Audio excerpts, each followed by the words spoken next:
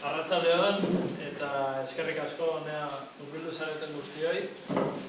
Gaur hemen batzartu gara aurkezteko bi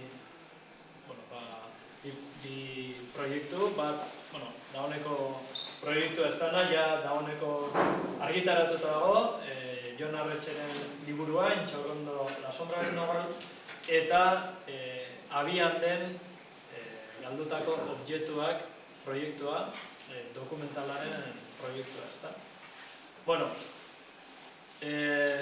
Mahaian dauden kideak aurkeztu lehenik eta behin, batetik pitu daukagu, galdutako objektuak dokumentalaren proiektu honetan buru belarri dabilen kidea, eta nire alboan Jon Arretxe, Intxaurrondo, La sombra del nogal liburuaren idazlea, egilea, eta nire zigo etxogurua, altzako Mikel Gogoan batzordeko kidea, eta honetan lagunduko diet beraiei, baina gaur hemen protagonista beraiek dira, beraien proiektuak, eta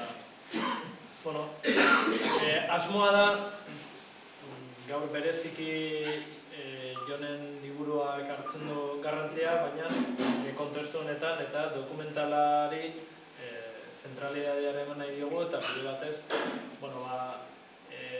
garrantzia eman proiektu badalako, datorren urtean argia ikusi nahi du, eta ez da ezer amaitu baizik egiten hasi da. Eta horregatik du garrantzia, eta horrela aprobetxatu nahi dugu garrantzi hori emateko, eta pitu ni baino hobeto azalduko du. Aurkezpena egingo dugu gaztelaniaz, Jonek pendiente daukan egiteko bat delako, euskararena ulertzen du, baina holako azalpen bat egiteko, liburuaren azalpen egiteko, ez da aski moldatzen. Eta edonola ere gero galderak edo komentarioak edo lasai egin ditzakegu euskaraz, moldatuko behar. Eta, ni uste harira, ez? Ere aprobetxatu nahi nuke gogorarazteko orain sarreran Mikel Zabaltzaren erailketaren urteurrena dela eta antolatu dugu aurkezpen hau, horrekin batera beste gauza batzuk ere antolatu dira, pasen astean egin genuen Lasa eta Zabala filmaren proiektzioa. Aste honetan, altzako batzordeak eskatuta Donostiako udalean mozio bat tratatuko da, aztertuko da, Mikel Zabaltzaren hilketaren inguruan argipena eskatzeko eta instituzioei, bereziki Donostiko udalari kasu honetan, ardura eskatzeko eta implikazioa eskatzeko, gutxienez duela 30 urte izan zuenaren ainakoa, ezta? Bide horretan postekoa izan da, orain arte jaso dugun aldekotasuna, eta dakizuenez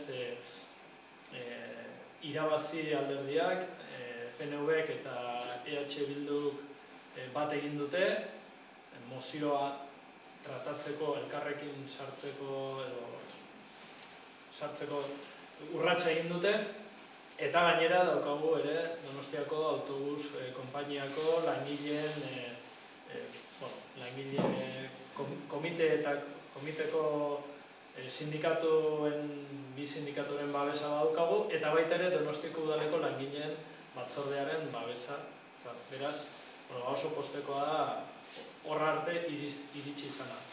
Esan behar da, gure asmoa dela, batzorde honena, aurrea jarraitzea, hasiera besterik ez dela hau, eta rekonozimendu osoa, egia osoa eta aitortza osoa bilatzen dugula, eta asteazkenekoa lehen urrats bat besterik ez dela izango, gure intentzioa baita, instituzio guztiak honetan implikatzea. Eta jakina daukagu igandeko ekitaldia, igandean altzako kaskoan egingo den oroimen ekitaldia Mikelen hilketa horritzeko, familiari gure atxikimendua adierazteko, urtez urte egin du altzan, altzatarrok egin dugu, batzutan apalago, bestetan ondiago, baina urtero gogoratu dugu Mikel, eta bide horretan jarraituko dugu. Eta, igande hontakoa zentzu hortan dijo, ezta. Zer ahaztu espadut? Eta mai ingurua barkatu. Ostegunean mai ingurua egin dugu Tomasene kulturetxean, justo Mikelen erailketaren inguruan zer esana duten pertsonekin, batetik Inigo Iruin abokatua izango da, Pako Etxeberria forentzea ere izango da, eta mai inguruaren hirugarren kidea izango da Mariano Ferrer kazetaria, beraiek hiruek egin dute mai inguru. Dialogo bat, oso, espero dugu atsegina izatea, gaia gogorraren arren, baina analisi interesgarriak izatea. Eta harira, beraz, no voy a hacer todo no lo voy a contar conmigo, Vale. Bueno,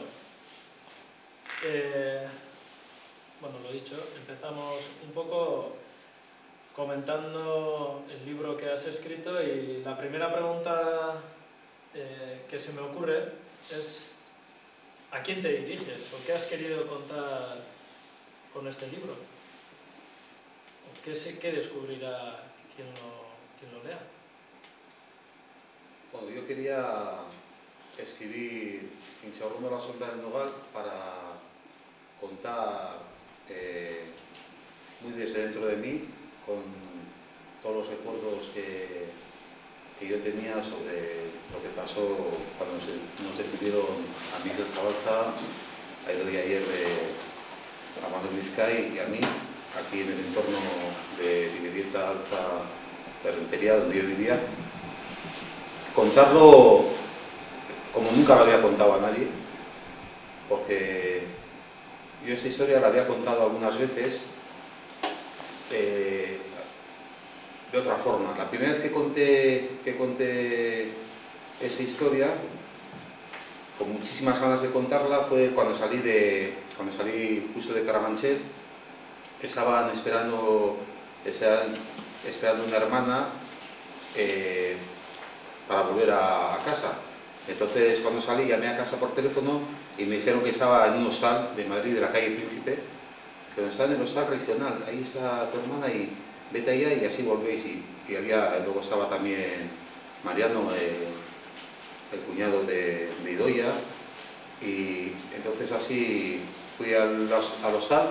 Entonces en el hostal subí y cuando llamé a la puerta para presentarme y decir que mi hermana, el señor salió, me dijo, le digo, es que he quedado aquí con mi hermana que viene, me dice, tú eres el que está haciendo la mili. Y le dije, ya me di cuenta y digo, sí, estoy haciendo la mili, sí. Entonces, pues espera aquí. Entonces esperé, que yo tenía que contárselo todo esto a alguien, ¿no? Me di cuenta que aquel no era la persona adecuada.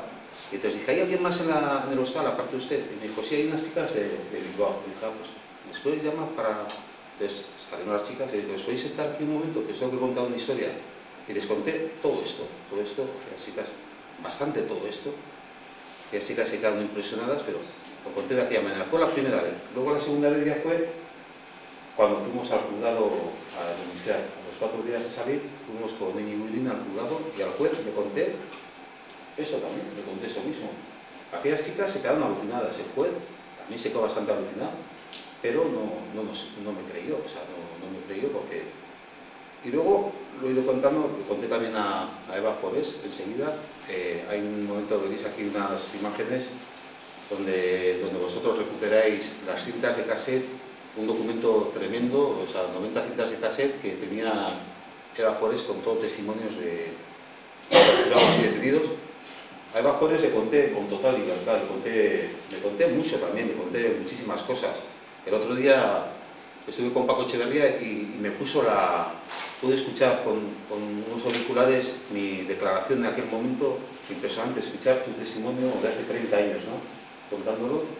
Y fue una forma de contarlo también, conté bastante, pero me da cuenta que Y luego, claro, a lo largo de mi vida, pues lo he contado a muchas personas, porque te encuentras con personas que de repente sale el tema y dices, pues a mí me pasó y cuentas, pero claro, no vas a contar todo, cuentas un poco lo que te pasó a la vez que Miquel Zabalza para explicar lo que sabes a ciencia cierta que le pudo pasar a Miquel. Pero me daba cuenta que no había contado todo, había muchas cosas que no las había contado. Y entonces, después de 30 años que ha pasado, me vi con el humor, también la técnica, digamos, de poder escribir todo con cierta distancia también. No quería que se convirtiese en un relato que estuviese ahí en caliente, lleno de odio, no, contarlo como creo que fue todo, con un tono que creo que podía llegar a todas las personas, ¿no? Y luego también me interesaba mucho, porque es una cosa que creo que es importante, también hablar del entorno donde nos movíamos entonces, contextualizarlo, porque es una cosa que al final el caso Zabalza, llamado así como caso Zabalza, queda como una cosa para un archivo, una cosa muy técnica, pero no se entiende realmente cómo era el momento aquel que vivíamos en Euskal Herria en aquellos años. Entonces, para mí era muy importante la contextualización. Y entonces pensé que no había ningún libro donde se contase todo eso y de esa forma contextualizado. Entonces, por eso lo escribí así. ¿Y tú? ¿Vuestro documental qué pretende enseñar o qué se va a encontrar en vuestro documental? ¿A quién se va a dirigir? Hombre, la ambición es precisamente que llegar al máximo de gente posible, ¿no? Sobre todo porque lo que siempre hemos dicho desde un principio, la versión sobre todo lo ocurrido es la oficial, la versión oficial sobre todo lo ocurrido es la que va a quedar para los libros de historia, a no ser que hagamos algo potente que cambie eso, ¿no? Y creo que un documental, bueno, es un granito de arena más, ¿no? Evidentemente no vamos a cambiar el rumbo de la historia con ello, pero sí que nos estamos dando cuenta de que en este 30 aniversario, con las cosas que se están haciendo, el revuelo que se está montando, la presencia que está teniendo el caso en los medios de comunicación, está moviendo, como se podría decir, se está moviendo un poco el elefante, ¿no? O sea, ciertas posturas políticas se están moviendo, ¿no? Y poníamos ayer el ejemplo de un parlamentario de UPN que ayer escribía una carta al diario de Navarra implícitamente reconociendo que la versión oficial es rocambolesca y reconociendo a la familia Zabalza que lo que pasó con Miquel pues es una tragedia y no se tiene que, en un Estado de Derecho no se puede tolerar ese tipo de cosas desde su posición política, pero lo que nos estamos dando cuenta es que eso, o sea, a día de hoy políticamente nadie defiende la versión oficial. No encontramos, en Navarra por ejemplo no se encuentra, ¿no? Y eso es muy importante. Entonces, por un lado ese era el objetivo, ¿no? Darle la vuelta a esa versión oficial, pero sobre todo el otro gran objetivo era también que esto no quedaría como algo aislado, ¿no? Como algo que ocurrió de una forma puntual, sino que realmente estaba dentro de una dinámica continua de tortura sistemática contra la gente, de una tortura que era practicada por unas personas que 2 años antes habían matado a Lasa y Zabala, por lo cual están condenados. O sea, en Inchaurrondo, ¿no? que todo el mundo sabe lo que pasaba en Inchaurrondo y en otros cuarteles de la Guardia Civil, la Policía Nacional y de la Ertzaintza, pero bueno, que era algo continuo que estaba ocurriendo y que de vez en cuando pues, se les iba la mano. Y para eso nos parecía muy importante dar una fotografía, una radiografía de lo que había sido el impacto de la tortura en Euskal Herria. Y en ese punto nos encontrábamos con el estudio que está realizando Paco Echeverría, que no lo está realizando para no sé qué organización del entorno, del más entorno del no sé qué, sino que lo está haciendo para el gobierno vasco, ¿no? Con lo cual le da una firmeza a lo que pueda decir él, con datos, con un montón de trabajo de documentación hecho, etcétera, con entrevistas personales, que va a ser incuestionable el resultado de ese estudio, ¿no? Entonces, con eso también queremos llegar a gente que hasta ahora, de una manera u otra, ha estado un poco ciego ante la tortura, ¿no? Que ha mirado para otro lado, que ha dicho, bueno, algo habrán hecho, o no me lo creo, o esto no puede pasar, ¿no? En una democracia. Poca gente hay de esa todavía, pero sí que es cierto que sacudir esas conciencias también es importante. Y creo que el documental además va a aportar también en otros sentidos, también en el debate sobre cómo hacemos para cicatrizar heridas, el reconocimiento hacia todas las víctimas, etcétera, un montón de debates que todavía están abiertos, también sobre el relato de lo que ha ocurrido en este país, va a hacer sus pequeñas aportaciones y esperemos que además que sea de ver el documental y después del documental que la gente siga discutiendo sobre el tema en el pote que se echa después, que luego se lo comentas a otra persona, joder, visto un documental que es interesante, hay que verlo. Bueno, quería meter nuestra ambición, hacer algo así. Nahi bezu jarriko dugu orain dokumentalaren trailer bat ikusiko dugu eta gero jarraituko dugu maileguekin.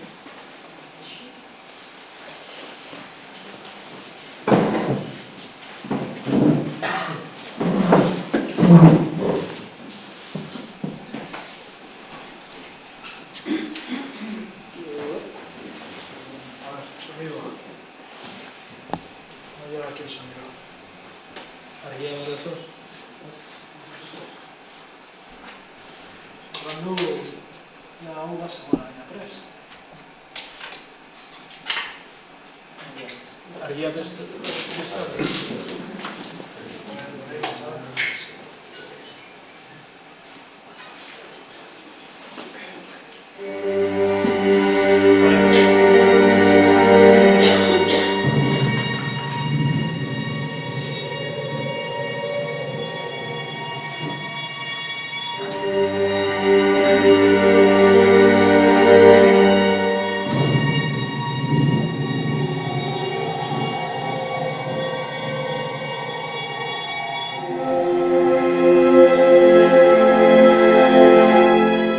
Nire ikusten azkeneko aldiz, behar ez kontxeratik egin, ez jendakion kontxea horretanak, eta juntzan kontxea hartzea.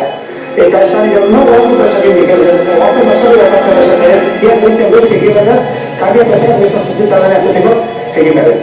Eta, bihozko berri ez, behar ziketo goizien hori.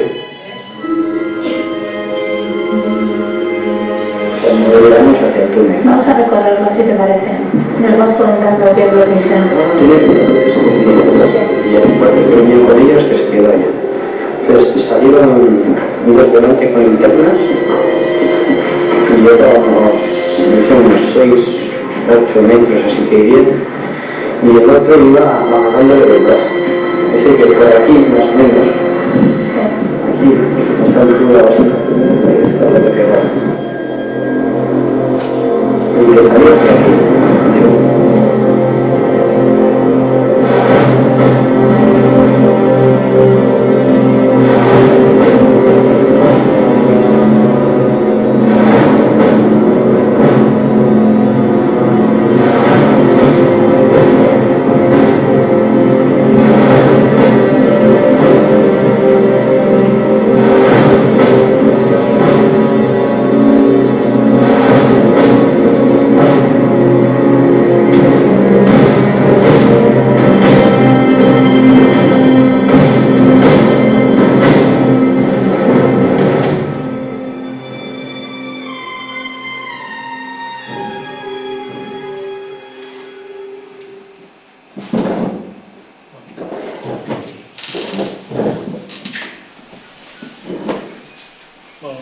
Podemos continuar igual como has comentado, pretendías también trasladar un poco el ambiente que se respiraba en aquella época, el contexto de los hechos y bueno, igual podemos comentar un poco, ¿no?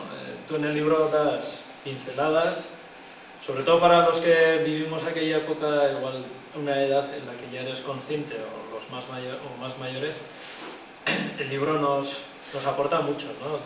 A mí, por ejemplo, me recordaba, yo tenía 15 años y me has recordado un montón de cosas de aquella época con 4 pinceladas que das. ¿Cómo recuerdas aquella época? ¿Y quién eras tú en esa época? Bueno, pues yo recuerdo aquella época, era un momento de crisis económica y crisis laboral, había socialmente una confrontación grande en ese sentido. Luego políticamente era un momento también de una actividad, por ejemplo, muy fuerte de ETA y muy fuerte para contrarrestar, digamos, lo que fue la guerra sucia, era el comienzo del GAL.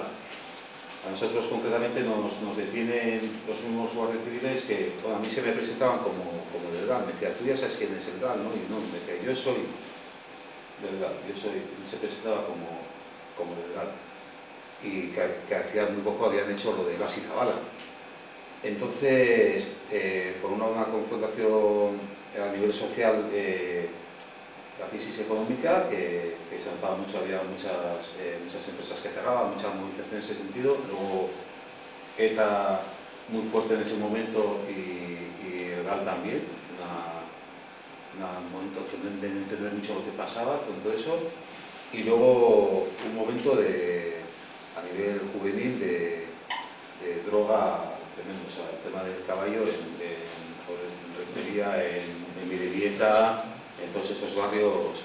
Entonces convivíamos con eso, ¿no?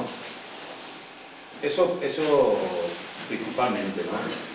Y luego yo, dentro de toda esa confusión, como joven que era entonces, pues bueno, me movía en un entorno de la izquierda abertzale en el que para mí había una confrontación grande y yo estaba en un lado de esa confrontación. Y entonces, pues bueno, hacía lo que creía que tenía que hacer, que era iba a las manifestaciones, colaboraba como dibujante que era, pues haciendo pintadas, haciendo carteles, o sea, un poco dentro de lo que yo podía ofrecer, pues ofrecía ese pequeño talento mío para eso, ¿no? Y bueno, sobre todo era un estudiante de Bellas Artes y con muchísimas ganas de vivir, de hacer cosas y que creíamos en una sociedad mejor y que nosotros podíamos aportar algo por esa sociedad. Porque me ocurre una cosa con esto del tema de las víctimas. Ahora en este momento se hace mucho, por ejemplo, cuando se habla de las víctimas de la guerra civil, así, siempre cuando hablan con los familiares, y siempre los familiares, o muchos familiares suelen decir, no, a mi abuelo lo mataron y no hizo nada, era muy bueno y no hizo nada y lo mataron. ¿Pero qué era? No, es que no solo era alcalde republicano, bueno, pues ya era algo, pues ya había hecho algo, y seguro que había intentado pues colectivizar unas tierras o hacer algo solo. O sea, el tipo, claro que hacía cosas por los demás, era generoso en su lucha, no solo buscaba su interés personal. Entonces, para mí eso era importante, y para mí era importante decir, nosotros en Euskal Herria hacíamos esto porque estábamos convencidos de eso. Estamos convencidos y no nos avergonzamos, ni nos arrepentimos, ni nada. Y en cada momento tomamos la opción que creíamos que teníamos que tomar. Y entonces, para mí era importante también decir, porque, por ejemplo, yo que justo después, a poco tiempo de esto, a los 2 años así, ya fui a Barcelona y luego en Madrid, donde vivo ahora, llevo muchos años viviendo en Madrid, pues a toda la gente que le cuento esto, mi historia, lo que me pasó, pues siempre la idea es como, joder, con alguna persona que pareces, ¿cómo te ha podido pasar eso? Y me dice, bueno, a ver, y entonces, se equivocaron. Entonces piensa que se equivocaron, que buscaban a alguien que iba con un sombrero rojo y yo pasé con el sombrero rojo y me cogieron a mí. Era como, ellos piensan que la equivocación es así. No, hombre, yo estaba haciendo una serie de cosas, no, desde luego, sea lo que sea, no es para torturar a nadie. O sea, la tortura no tiene ninguna justificación en ningún caso, ¿no? Pero yo estaba haciendo una serie de cosas en las que creía y por eso nos pasaba lo que nos pasaba aquí en Euskal Herria, ¿no? Y para mí es importante también, y el libro quería ser eso, un reconocimiento a toda la gente que ha sido muy generosa en su vida y que, bueno, que muchos ahora, pues fíjate, todo ha quedado un poco, a veces, digamos, en agua de borrajas. Entonces, como que al final, pues muchos pensaban que no ha servido, pero claro que ha servido. Los pasos que se han dado, pues han sido importantes para el momento en el que estamos ahora. Y un reconocimiento hacia esa gente que hacía un montón de cosas, ¿no? A nivel social, a nivel cultural, a nivel popular, gente que siempre se ha movido en los pueblos Y en Rentería, concretamente, muchísima gente muy movida, ¿no? Entonces quería también que eso quedase constancia, o sea que... Sí, porque ahí retratas muy bien Rentería, pues no sé, los obreros que van a la mañana al bar a tomar el café con la tele puesta, Sí. los punkis, los jóvenes cómo se juntaban siendo diferentes opciones políticas, estaban en el Gasteche de gente de diferente rollo. Sí, todavía todavía no era Gasteche, no era, pero sí, era cuando empezaba, pero sí, y además también quería, luego también, por un lado, el relato que han hecho ellos, la versión oficial, que es rocambolesca y burda en muchos sentidos, aunque es muy ingeniosa en otros, como el otro día lo hablaba con Íñigo Iruí, me imagino que hablará de eso el próximo día, decía que hombre, era muy rocambolesca, pero tenía de ingenioso haber trasladado el hecho, en vez de Inchaurrondo, a Endarraza, que era Navarra, y entonces ya pasaba al juzgado de Pamplona, y entonces ya ellos no podían intervenir y aquello se decidía por la gente que tenían allá. Fíjate que la versión oficial a día de hoy siga siendo la de gente con tan poca credibilidad para ellos mismos, como Luis Roldán, Purralguru, eso es increíble, o sea que todavía tenemos que creer lo que decían ellos, pero es que no les pueden creer ni ellos mismos, o sea, dicen, joder, pues si se me ha robado a mí, o sea, se han robado entre ellos y sigue siendo la versión oficial, eso es tremendo, ¿no? Y entonces yo quería, aparte de la versión oficial, dentro de lo que ahora se llama el relato, que bueno, que el relato al final, ¿qué es el relato? Pues el relato también es escribir un relato, como no deja de ser dicho en la sombra del nogal. Yo quería escribirlo bien, o sea, decía, vosotros habéis hecho una chapuza como esa versión oficial, que es increíble. Y es una chapuza como lo habéis contado. Yo quiero escribir un libro bien escrito, o sea, lo quiero hacer bien y que esto quede bien escrito. Entonces, para mí también tenía un interés literario también, o sea, intentar escribir lo mejor posible, ¿no? Con pocas pinceladas. Hoy va a pasar una cosa muy graciosa a la mañana, que está esperando el autobús y me viene un tío a saludar.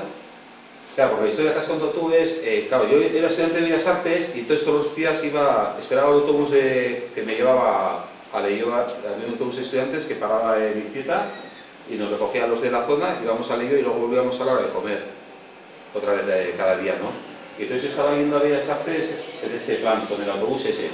Entonces por la mañana, cuando iba antes de coger el autobús, había un bar abierto ahí en Izquieta y yo solía ir a tomar un café. Y entonces en ese bar ponían películas porno por la mañana, películas para los obreros que iban allá a los talleres, películas porno. Y entonces te quedas alucinado, la gente ahí tomando un café, viendo una película porno como si no pasase nada, ¿no? Y entonces como muchos obreros que pasaban miraban desde fuera, iban a otro bar, pero veían la película y entonces miraban desde el cristal, el tío se enfadaba mogollón. Y entonces cogía todos los días con un periódico del día anterior, tapaba el ventanal hoja por hoja para que no viese, ¿no?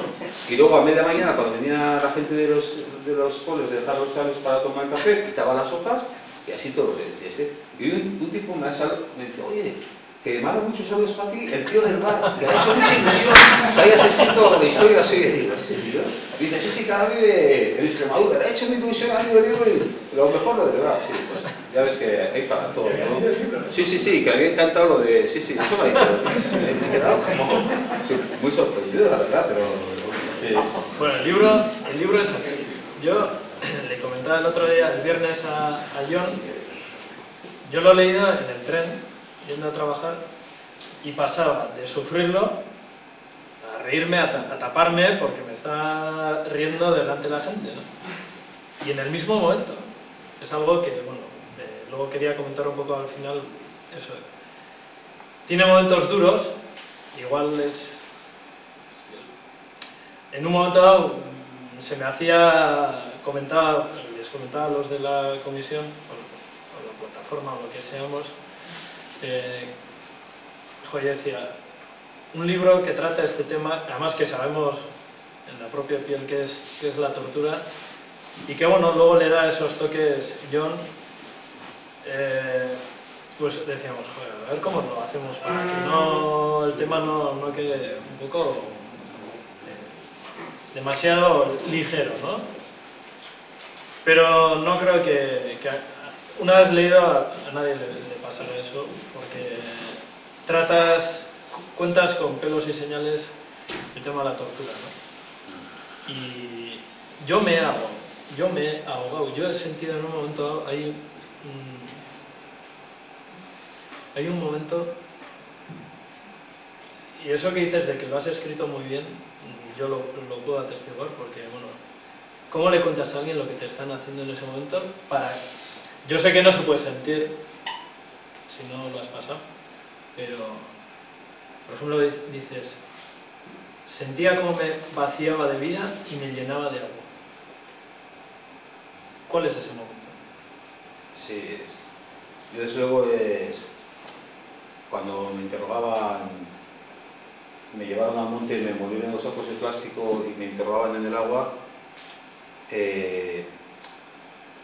yo no me podía mover porque estaba en las bolsas de plástico precintado, me habían precintado como una momia y encima iba con una capucha. Entonces yo no me podía mover, además eran muchos y se tiraban encima. Yo al principio empezaba a moverme pegando coletazos como un cocodrilo, ¿no? Pegando coletazos ahí lo que podía, pero eran muchos y se tiraban encima, entonces estaba totalmente inmovilizado. Entonces yo me daba cuenta que solo se podía mover mi pensamiento, o sea que lo único que podía mover era el pensamiento, solo podía pensar rápidamente, porque era una situación de interrogatorio. ¿Dónde están las armas? Todo con muchos gritos, claro, todo eso es muy, muy violento todo, y entonces en ese momento solo podía mover el pensamiento, iba pensando y yo pensaba, digo, esto se tiene que acabar en algún momento, esto se tiene que acabar, eso no va a durar siempre. Me sacarán o me moriré, pero da igual que me muero, o sea, si me muero, pues ya acaba esto, porque... Y es la vez que más cercano he sentido la muerte. De hecho, hubo un momento en que yo pensaba que había muerto. Ya la cabeza iba girando velozmente como dentro del cráneo, y llegó un momento en que, debe ser por la asfixia, que se va esponjando las neuronas, y entonces notaba como que el cerebro crecía y ya se compactaba con el cerebro, con el cráneo, como un bizcocho que crece en el horno, y lo llenaba todo, y entonces ya no podía pensar siquiera. Y entonces yo pensé que había muerto, sentí como unas alucinaciones bueno, y estaba sonriente, pensé que me había muerto, y entonces me sacaron y otra vez recuperé ahí un poco el aire y otra vez ahí volver un poco al rato, ¿no? Porque yo en el monte me desmayé varias veces, ¿no? Pero ese fue el momento que más cercano vi la muerte, ¿no? Muy, muy cercana. Ellos se asustaron también. Conmigo en el monte, de hecho alguna vez decían, cuidado que se nos queda, tal, ellos están en el monte. Claro, todo esto claro, que es también lo difícil de contar con palabras, incluso escribiendo un libro. Es como, me recuerdo, diréis que vaya tontería, pero me acuerdo cuando además aquí que hay gente de Navarra, cuando retransmiten el encierro por la tele, que el Solano ese siempre dice, aunque ustedes lo ven como la carrera es muy violenta, esto en la realidad es muy violento. Claro, el encierro lo ves como, lo vais a la tele, parece que va a cámara lenta, pero en la realidad es todo gritos, el olor, los encerros, y esto es un poco lo mismo. Yo he intentado contar con palabras, pero claro, aquello todo era entre gritos horribles, yo vomitando, gritando. Luego, claro, cuando tragas agua, enseguida pues la nariz y lo que es todo el aparato respiratorio, entonces como que te quema, que te hace un dolor tremendo. Entonces es todo horrible, ¿no? Y con palabras me parecía difícil llegar a transmitir eso, ¿no? Entonces, bueno, con esas pinceladas así, yo creo que era la forma de hacerlo. Al final el agua aquí tiene mucha... Con el tema de Miquel también es clave, ¿no? Sí. Las aguas del río, que hasta entonces parecían gratas y amenas, ahora me traicionaban. Porque aquí el tema empieza en un río que no sabemos ni dónde es, Sí.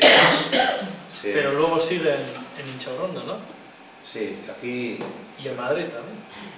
Claro, aquí hay una cosa que es una cosa tremenda en lo que es la tortura, que es de repente, en manos de ellos, de los torturadores, cualquier cosa se convierte en tu enemiga. O sea, y eso era lo que con esas palabras quería contar. De repente yo cuando me llevaron al monte, yo no sabía bien lo que iba a pasar, iba encapuchado y no... Claro, me dijeron que me llevaban a Inchaurondo. Yo me di cuenta que ya llevamos mucho tiempo en el coche y que aquello no era Inchaurondo, ¿no? O sea, que a Inchaurondo teníamos que haber llegado hacía tiempo. Y entonces me cambiaron de vehículo y seguimos andando. Yo ya notaba por el traqueteo que íbamos por el monte. Entonces yo estaba muy asustado, ¿no? ¿Dónde me lleváis? Y entonces cuando me envolvieron en los sacos de plástico y me precintaron, yo pensaba que me iban a abandonar así en el monte. Yo pensaba que me iban a dejar así, abandonarme en el monte, hasta que alguien me encontrase.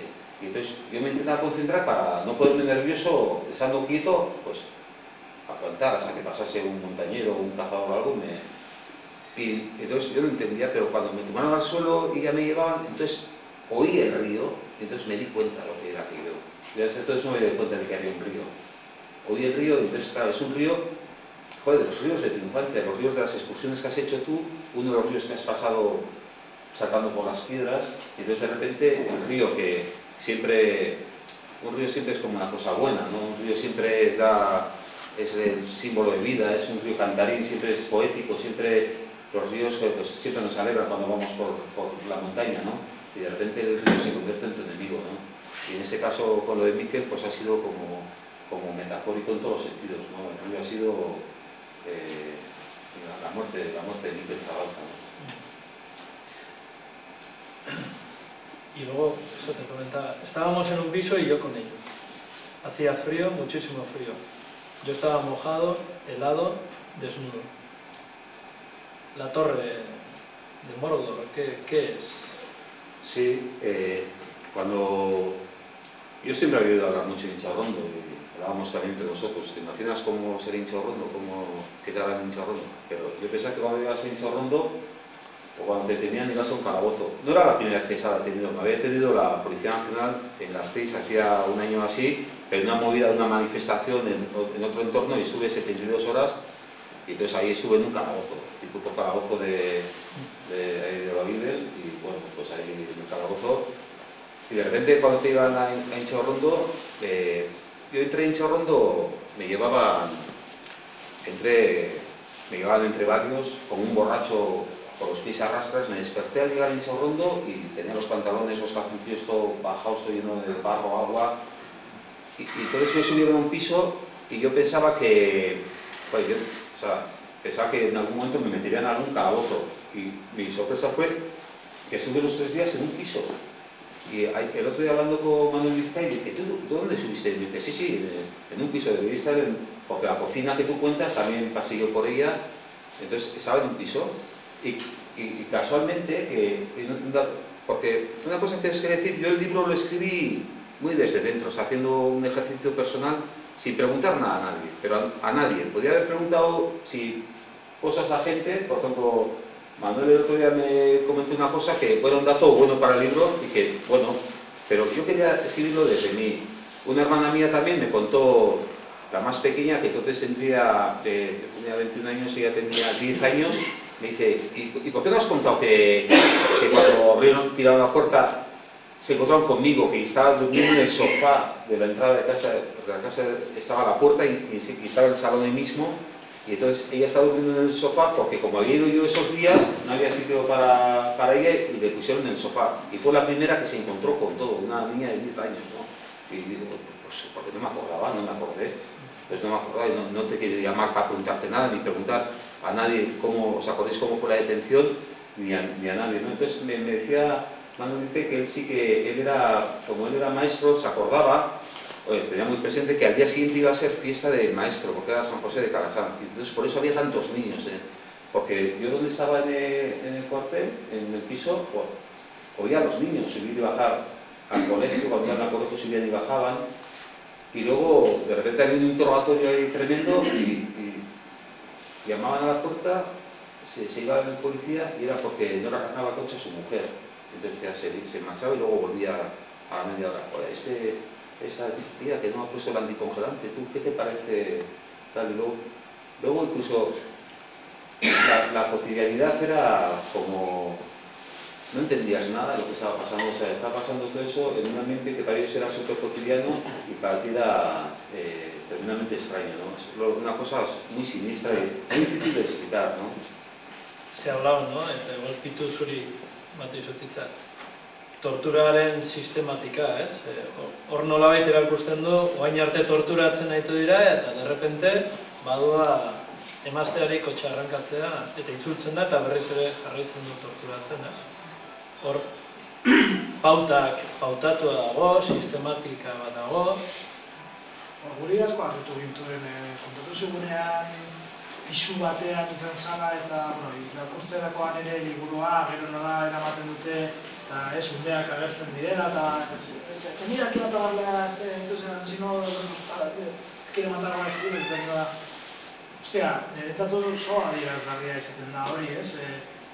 Intxaurrondon eta bestelako lekuetan nola biziko ziren torturarekin, ez? Ze presentzia izango luke torturak, ez? Eta gero, garaietako egunkarietan eta eginek askotan egiten zuen, ez? Edo, badira horren buruko hainbat ikerketa, ez?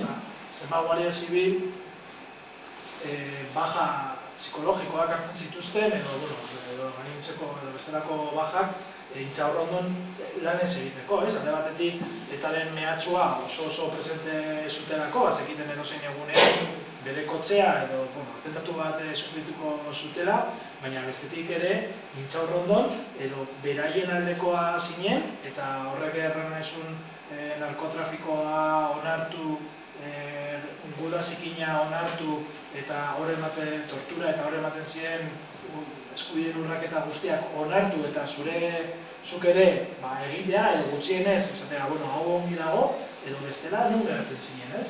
Zinen ezkera bertzalekoa, ezin zinen ulertu hemen gertatzen zena. Baina beste aldetik, zuri kontatzen zizutena, historia hori ez, Andaluzia edo Madrilen jaiotakoa bazina ez, kontatzen zizuten, porque aquí hay una batalla, que ganar a los terroristas, hay que defender España, hasta aquí ser, la libertad, zu higo ona, eta bapatean ikusi, esta pandilla de malas personas, narkotrafikoarekin, gudazikinarekin, torturarekin, jende asko hori batzuek gutxienez, hori ez zuten onartzen, ezin zuten onartu hori, onartu edo, asimilatu edo ez dakit nola esan, eta hori eguneroko ogia esan. Eta horrekin bizi behar izan zuten, batzuek ezin zuten, eta beste batzuek bai. Orduan, nik uste dut hori Intxaurrondon ez duela soilik utzi una huella, hortik pasa, komunikatu eta torturatuak izan direnen gainean, baizik eta nik uste dut guardia zibil asko eta asko dago dira horrekin, ez? Eta zuk ez, ezaten zenuen aurreko egunean ekitaldian interpelazio zuzen bat, ez? A ver, alguien que ya en su retiro ya diga, ya está bien, esto hay que contarlo, ez? Historia hau kontatu behar da, ez? Historia hau edo egon diren historia guztiak, ez? Nik ez dakit egun hori helduko den noiz bait, ez? Baina hori nik uste dut montatzen ari den zarata guztia, horretarako balioko balu, nos podemos dar como un canto en los dientes, norbaitek erraten baldin badu begira. Zabaltzarekin hau gertatu zen, eta gainera Intxaurrondon hau eta bestea gertatzen zen. Horretarako ausardi handia izan behar da, ikusten dugu zenolako jendea zegoenan eta ze gauzak egiten zituzten. Ekarpen personala berdina esango nuke, ez? Madrilen ginena berdina pentsatzen genuela, ez? Hori orain, niri hau egin da gero, jungo da bere umeen gana. Persona horrek berdin jarraitu dezake honetan. Eta, nik ere nahi nuke, hori esan duzun orain. Norbaitek jubilazioan esatea, ahora voy a contarlo, ahora ez dakit, ezin digutena behintzat saldu da, esatea, ez hauek kaso puntualak izan ziren, ez? Mikelena energumeno batzuk ziren, edo kasu, ez dakit, edo Jose Arregirena, también, otro energumeno. Eta dainago energumenos josita zenbat jende pasara, zenbat torturatu dago Euskal Herrian, ez? Eta zenbat torturatu eta zenbat torturatzaile. Zenbat torturatzaile egon dira gorpu polizialetan. Pues ez asko. Zan nahi dut, asko, bai, ja bi baldin badaude asko dira. Baina torturatzaileak ez ziren Intxaurrondon 1000 jente baldin bat zeuden, ez ziren 900. Es que tenemos las fotos, ¿no? De quiénes eran los AT1, quiénes eran los AT2. ¿Y cuántos serían? ¿30? ¿Cuántos Sí. aparecen en esa foto? ¿30? 30 o sí. 30. O sea, había que valer para hacer eso. No era cualquiera. No era el cabo del número de la Guardia Civil que ha subido, me da igual, de Almería o de Burgos. Ese no era. Había que estar preparado para poder hacer eso que hacían. Y evidentemente no eran unas personas, no eran nuestros extraterrestres. Eran militares que les daban unas órdenes y las cumplían como había que cumplirlas, ¿no?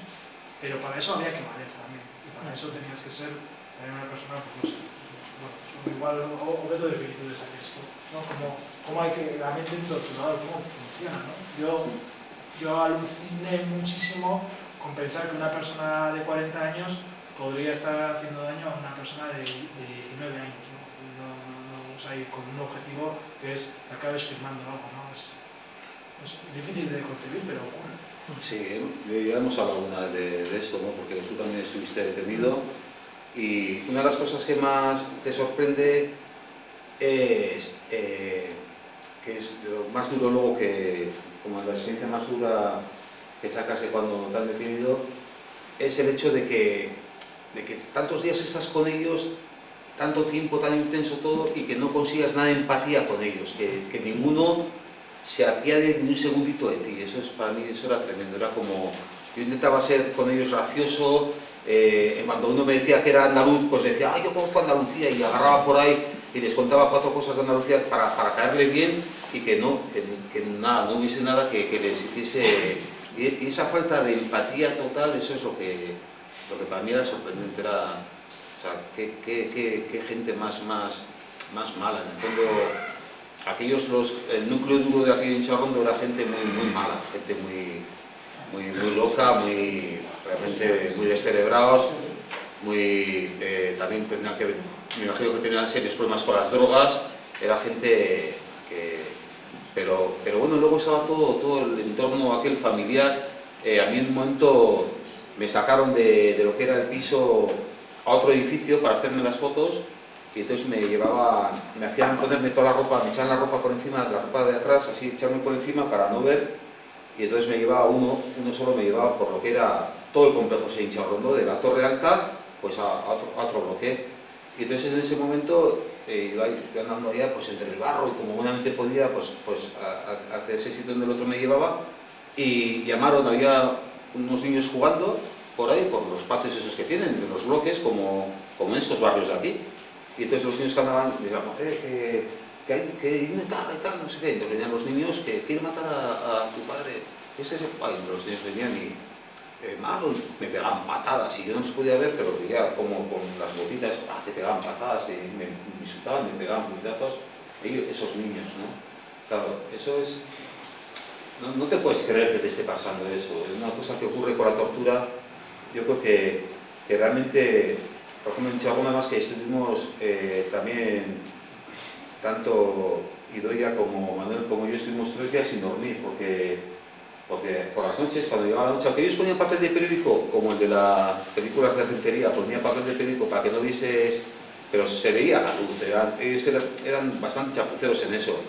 Entonces veías que era de noche, y además ellos era una cosa que, lo que yo decía, estás incomunicado, vale, porque la vida antiterrorista era que estás incomunicado, pero no de ellos. O sea, a mí me gustaría estar incomunicado también de ellos, o sea, que no ver a nadie, pero tampoco a ellos, ¿no? Y estás todo el rato, todo el día con ellos, y luego ellos por la noche se marchaban. Claro, ellos cumplían los relevos, y el único que se quedaba todo el rato al pie del cañón eras tú. Era como jugar un partido de fútbol, tú solo contra 11, ¿no?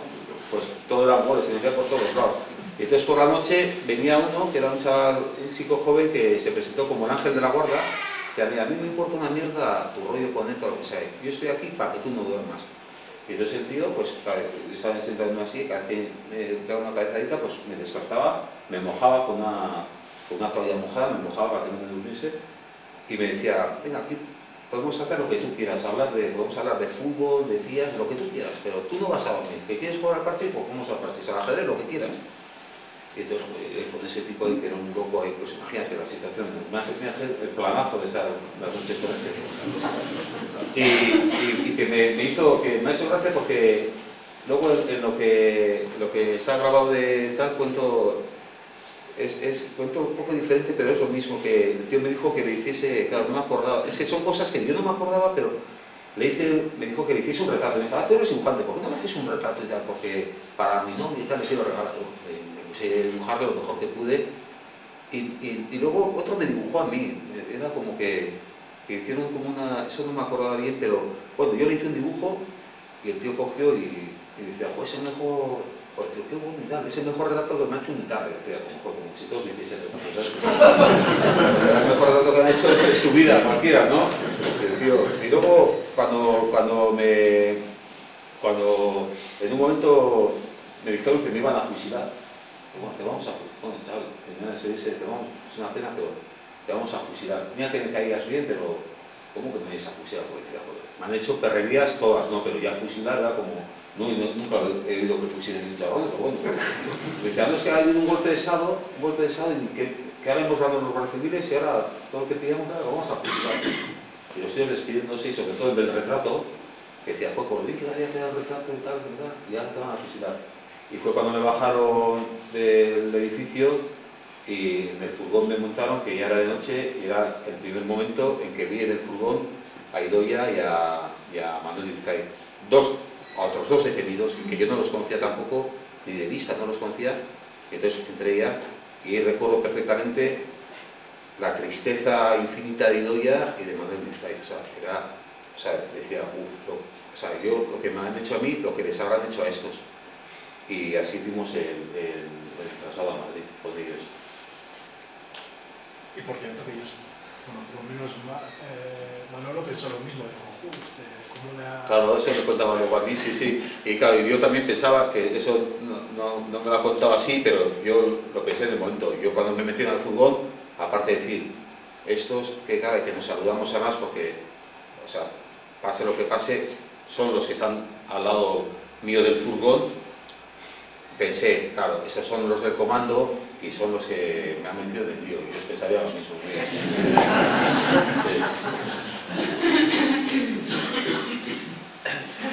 Todo esto, horrela liburua, ¿no? En un momento te dice, no sé quién era, el que te dice lo de la... ¿Tú sabes lo que es la ley antiterrorista? Sí. Barrionó ha ordenado que te apliquemos la ley antiterrorista. Tachán, ris ras, rompió el papel. A partir de ahora no tienes ninguno. Sí, eso fue nada más llevarme, bueno, la primera mañana de Hinchagondo, nada más llegar a Hinchagondo después del río. Entonces ahí ellos se asustaron muchísimo y yo estaba todo mojado y hacía mucho frío. Ahí me desnudaron. Eso, el momento de desnudar no me acuerdo cómo fue, pero bueno, me desnudaron totalmente y trajeron un montón de calefactores para calentar. Entonces venían, y salían corriendo por ahí, venían cada uno con lo que pillaba, por el cuartel, por los pisos del suyo, ¿no? Y traían un calefactor, y enchufaban para calentar, y como enchufábamos, saltaban los plomos, y se cabreaba el tío, y con ese rollo entonces yo estaba ahí como, bueno, en ese momento te dejaban como tranquilo, pero desnudo, y entonces viene uno y me dice que creo que te van a aplicar la ley antiterrorista, como diciendo, la que te va a caer ahora. O sea, que esto no era la ley antiterrorista. O sea, y me dice, yo creo que te van a aplicar la ley antiterrorista, porque eso estamos esperando una llamada de Barrio Nuevo que confirme lo de la ley antiterrorista y creo que te lo van a aplicar. Y entonces andaban ahí con eso, y efectivamente, llamaban al teléfono, cogió el tío, colgó y dice, nada, que te aplicamos la ley antiterrorista. Entonces sacó un papel que tenía que tenía como un papel ahí ya de varias veces y me dé los derechos. Y tienes derecho a no hablar sin esto, tienes derecho a presentar un abogado, tienes derecho a comunicar, ¿tal? Y me dice, pero como ahora tenemos que aplicar la ley antiterrorista, rompió el papel. Dice, ahora no tienes ningún derecho. Pues pero entendí perfectamente, ¿no? Porque eso es la ley antiterrorista. Esto todo de la tortura, la ley antiterrorista y la tortura van muy unidos, van unidísimos. No es algo que se explique la incomunicación, la impunidad de la policía, los días de detención que les posibilitaba entrar a las casas como querían, y todavía nadie ha pagado por haber creado esa ley. ¿Cómo lo veis? El tema de la ley antiterrorista. Claro, porque cuando a veces también cuentas lo que te ha pasado, pues parece que se ha producido fuera de la legalidad, que ha sido como un secuestro que te han llevado al monte, pero es que no, eso es todo con una ley votada en un parlamento y aplaudida, con todos los parlamentarios de pie aplaudiendo, y que ha permitido todo eso, ¿no? Una ley creada pues para poder torturar principalmente. Y para poder torturar yo creo que con tres motivos principales que tiene la tortura. Uno, claramente, es conseguir información práctica, técnica de ellos para desarticular a los comandos. Ellos cuando nos cogen, lo primero es llevarte al monte y cuando estás recién despierto, te has sacado de la cama, en caliente, te llevan al monte y hay que preguntarte duramente por el comando, por las armas, por la cosa técnica de ellos. Que eso, luego en Chorrono todavía con la bolsa de plástico que te ponían la bolsa para que te producía la asfixia y todo eso hasta que te desmayabas, eso también era para conseguir información de ellos técnica y práctica. Y luego tenía otro fin que era el de humillarte y acabar contigo de alguna manera, porque quien ha sido torturado ha perdido algo muy importante de él, ya no vuelve a ser el mismo. Yo no volví a ser el mismo ya nunca más. Entonces pierdes muchas cosas, pierdes la inocencia, te entra un miedo muy grande, te desmoviliza mucho, porque ya eres una persona quemada en ese sentido, ya pues te desmovilizan un montón, y luego es una forma de escarmentar también a ti y a toda la sociedad. O sea, que decir, mira, pues el que ande como andaba este, sabe lo que le va a pasar, y que lo cuentes y que cuentes a los demás lo que te ha pasado, ¿no? La hora de entrada al cuartel, yo decía, joder, pues sí, he estado por el monte y he entrado con un pequeño, yo creía que estaba amaneciendo ahí, o sea, ya era como un poco de día después de la excursión al monte. Eso tiene que estar registrado en algún lado, pero no, eso es la hora que les da la gana, porque no hay ni una cámara que registre, el libro de registro es un libro escrito con boli, y ellos ponían lo que les daba la gana. Entonces no había la posibilidad de hacer lo que ellos les diese la gana, ¿no? Y entonces eso lo ha permitido la ley antiterrorista. Los responsables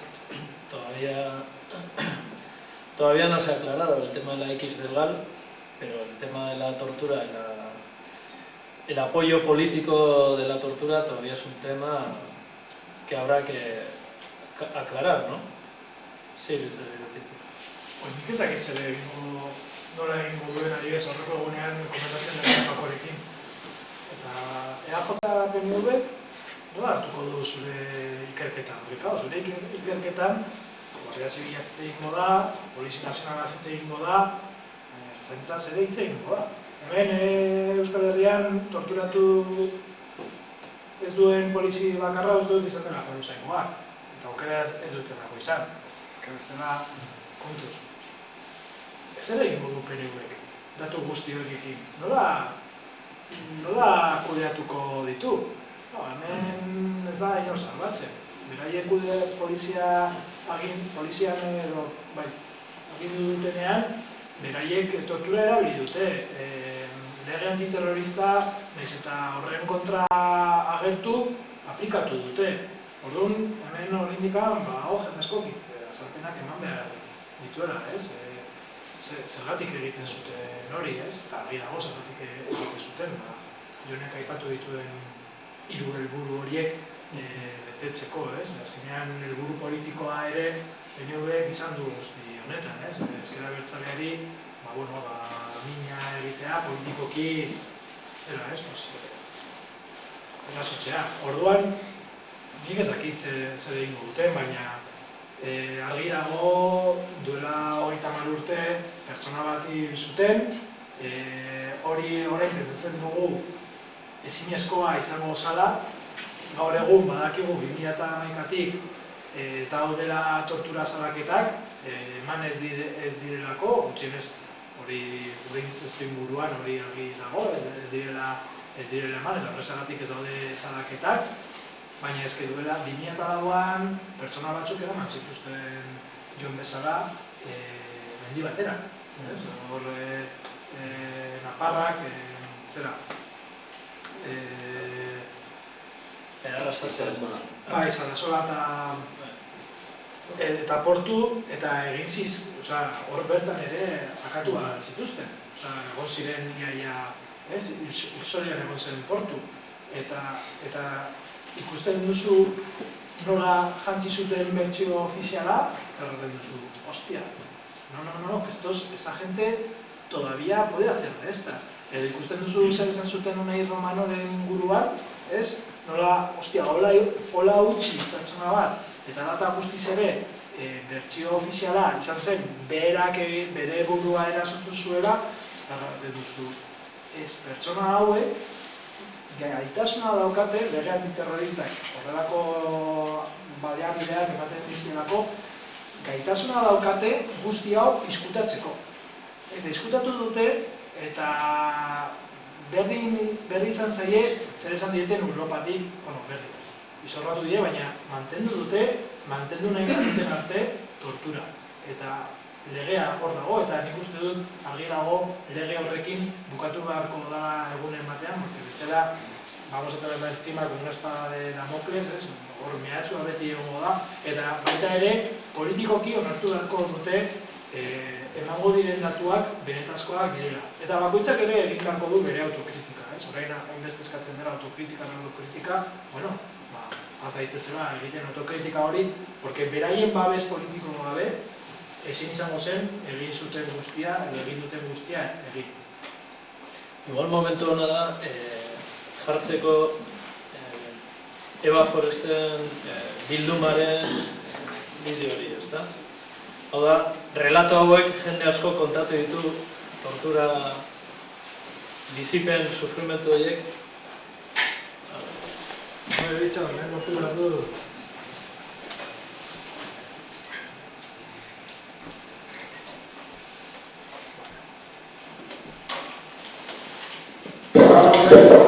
La primera que afecta a dos.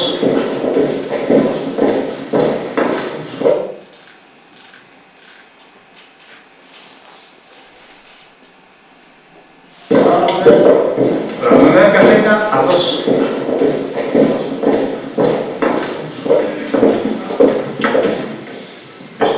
Aquí.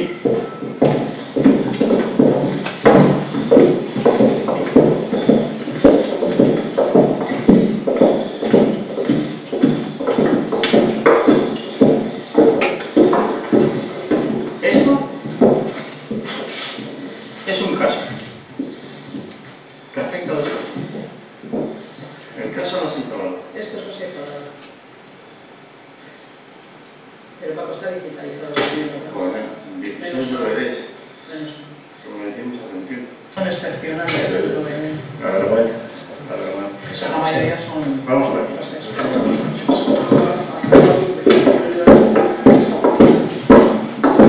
El periodismo para el día en que se sepa la verdad.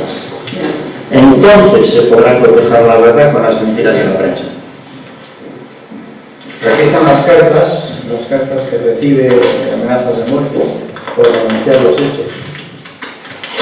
Bueno, unas fotos que tienen que ver con lo mismo, las prensa, cartas que se escriben, aquí, este es un religioso. Es que encima es perseguido por haber dicho esto no es tolerable, lo que hemos vivido, lo que me han hecho. Reunir toda la información digitalizada para tener un cuerpo de información que nos permita hablar y opinar y tomar decisiones en base a un fondo de verdad que es indiscutible, ¿no? Las torturas en el Perú esto tiene una significación altísima. Ese es un tema que se ha ido eludiendo por muchas razones y ahora tenemos una oportunidad de juntar esta información.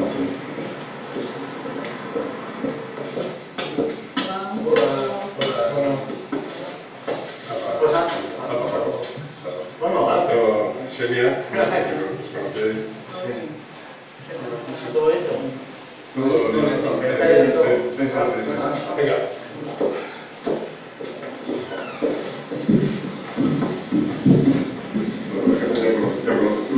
Sí, yo estuve aquí hace muchos años con Eva. Ah. Sí, conmigo haciendo una entrevista. Ahora es abogado, trabaja en el Instituto de Criminología, es la columnista del equipo del grupo. ¿Qué tal? Estáis en vuestra casa, bienvenidos seáis a este hogar. Porque estaba ahí como muerto, Eva lo tenía bien, yo lo tenía como una cosa que había que vitalizar y claro, porque ahí no hacía nada y se había hecho y Eva lo había acumulado para algo, para que se hiciera con ello. Llevó muchas horas de su vida en recopilar esos materiales y ahí están para vosotros, para que los trabajéis.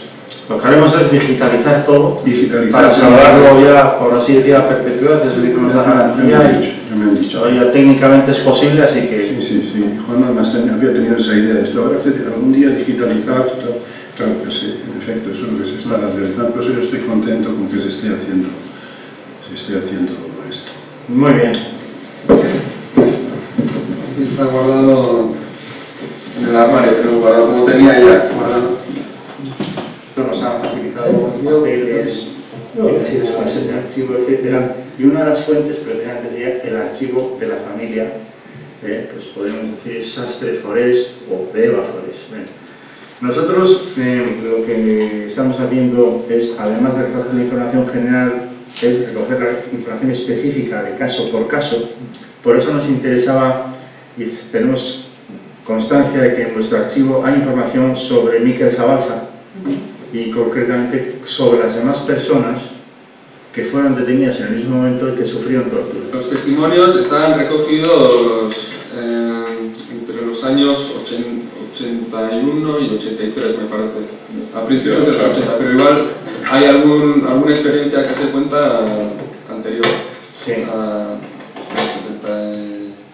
O sea que hay como un inventario al menos de los casos, ¿no?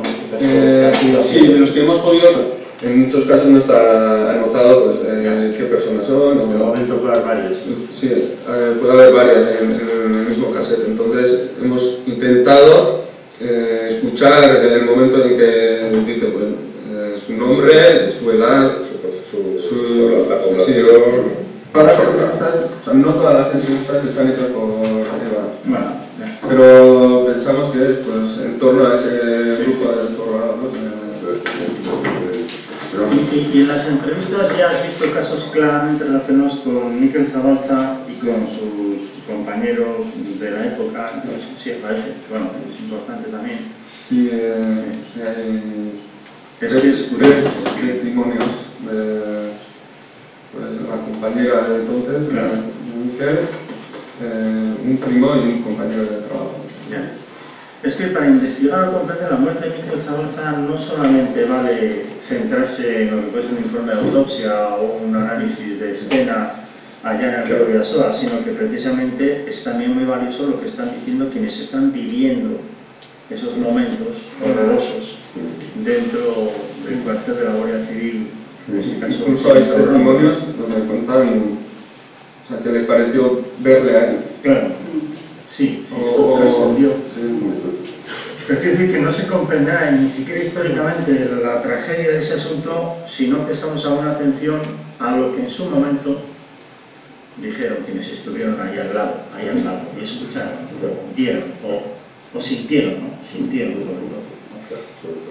Por eso es importante.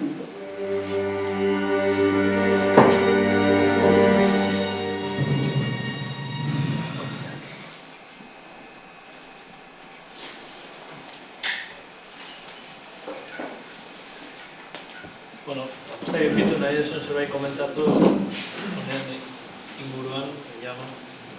Bueno, esatea, ikusten dituzula, tinta batzu, eta arrunt batzu, eta gero gantzak, bihurtzen du hori, irudi hori zerbait poetikoan, kamerarekin, grabaketan, baina benetan, ostia, bazan, ze gauza aurkitu dugun, beraiek ja Pako Etxeberriarekin harremanetan zeuden, ez? Eta pasa behar zizkioten zinta horiek Pako Etxeberriari, baina ze gauza, ez? Zinta horiek bere momentuan izan ziren lan tresna bat, ez? Grabatzea pertsona batzuei testigantza, bueno, gero hori nolabait transkribitzeko, ez? Eta hori dokumentatzeko, baina nik ez dakit Eva Forestek bere momentuan pentsatuko luke zinta horiek berak, ez? Zinta horiek izango zirela egunen batean ja ez dakit nola esan, ez? Dokumento historiko bat, ez? Hor, bazegoela pertsona baten testigantza, Mikel Zabaltzaren, pertsona batzuen testigantza, Mikel Zabaltzaren auziaren inguruan, ez? Orain, 30 urte beranduzeago, hainbeste garrantzia izango zuen, ez? Eta nik horrekin, esaten, ostia, eski egia da, eski dana dokumentatu behar dugu, ez? Herri honek, no nos podemos permitir, ez? Gauza horiek ez dokumentatzea, zeren bestela beraiek historia idazten dute, ez? Eta gure historia idatzi eta dokumentatu behar dugu, ez? Eta ze garrantzia daukan horrelako kontuak, eta zenbatetan ondatu digute, batzutan eginen sartu zirenean, ez? Dana ondatu, dana eraman, hainbestetan gure etxetan sartu dira eta eraman dute genuen guztia gure gutuna, gure oroitzeko gauzak, ez pertsonalak, gure artxiboak, ez dakize, gure ordenagailuak, baina ze garrantzia dauka hori guztia ondo gordetzea, ez? Eta, bueno, ez dakit, zinta horiek ikusi genituenean, hostia, hori etorritzea burura ere. Bueno, pues por ir terminando igual, bajando un poco de la gravedad, un poco por terminar, vuelvo un poco al humor que el libro tiene casi desde el principio, no diría hasta el final, pero bueno, terminas con un análisis político que me parece muy oportuno, muy adecuado. Bueno, a mí me ha parecido político, no sé si tú valoras así, pero bueno, un par de cosillas, bueno, a mí me han hecho gracia, ¿no? Y ya has comentado lo de fusilar, que para ti no debería ser fusilar, sino claro, debería ser a fusilar. Es que nosotros de chavales decíamos a fusilar. Y tiene su lógica, porque pegar con un palo es apalear, tirar piedras es apedrear, y decíamos a fusilar. Entonces de repente... Ya veis que se viene de un tema tan crudo, de recordar una situación en la que le han dicho que le van a pegar un tiro, pues viene y dice, pues eso debería ser a fusilar, ¿no? Claro, es que realmente, o sea, otra cosa que yo quería transmitir también con el libro es que en el fondo, para que todos pensemos realmente lo horrible que debió ser la muerte de Mikel Zabalza, ¿no? Y lo horrible que ha sido la tortura para todos los que la han sufrido, ¿no? Porque puedes extraer momentos y puedes resumir, pero son los días de la gente terrorista, son 24 horas con ellos, humillado, torturado. Cuando dicen tortura psicológica, tortura física entendemos todo lo que es tortura psicológica, es todos los minutos de esa detención son tortura psicológica, porque una vez que te han pegado los niños del patio ya te puede pasar cualquier cosa en ese sitio. Una vez que te han sacado de la cama y te han llevado al monte y te han envuelto unos sacos de plástico, te puede pasar cualquier sitio, te puede pasar cualquier cosa en ese sitio. Entonces todo es tortura psicológica desde el minuto uno, ¿no? Un libro al fin y al cabo no deja de ser un juego de palabras, ¿no? Es jugar con la palabra para escribir el libro. Ellos también jugaron mucho con la palabra. De hecho, cuando pasé por el juez, me di cuenta que había unas trampas con las palabras. Sí, había unas trampas con las palabras. Ellos me acusaban, decían, ¿no es más verdad que usted conoce a fulanito de tal por ser miembro de ETA? Yo decía, alto, ¿por ser miembro de ETA? ¿Quién? ¿Él o yo? ¿No? Porque conocer por ser miembro de ETA, si firmo que sí, es que como yo soy miembro de ETA, por eso le conozco a él. Digo, bueno, eso no hay que redactarlo así, tiene que redactarlo de otra forma. Pero es que uno, en el distrito de Rentería, y ya sé que el de Vidivienta también era muy bueno, pero uno aprendió. Entonces quería, para que veáis, y eso me hace gracia porque estas cosas están, eso que voy a contar ahora, no con todo lo que voy a contar, pero esto, la anécdota esta, la historia esta, eso lo denuncié delante del juez, eso lo grabé en las cintas de Eva Forés y eso salió en el Punto y Hora, que es especial que se hizo por el Miquel Falza en aquel momento también.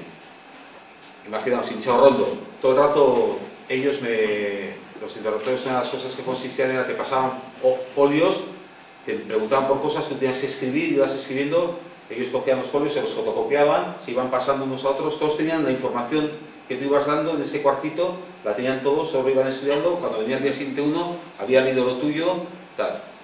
Dice, el de la gomina me acercó un papel, a ver, nombre del comando. En el papel, imitándome al juego del ahorcado, un juego con el que tanto habíamos disfrutado en nuestra infancia, estaban escritas la B y la Z, primera y última letra de la palabra que tenía que encontrar. Y entre una y otra, 1, 2, 3, 4, 5, 6 guiones, indicando los 6 huecos que había que rellenar con otras tantas letras. B, guiones, Z. Con 8 letras una palabra que empiece por B y acabe por Z. No es fácil, no. En castellano no hay demasiadas palabras que acaben en Z. Paz, locuaz, asap, torcaz, pez, precez, matriz, feliz, raríz, voz, veloz, coz, luz. Y de entre todas ellas, ninguna que empiece por B y ninguna que tenga más de 7 letras.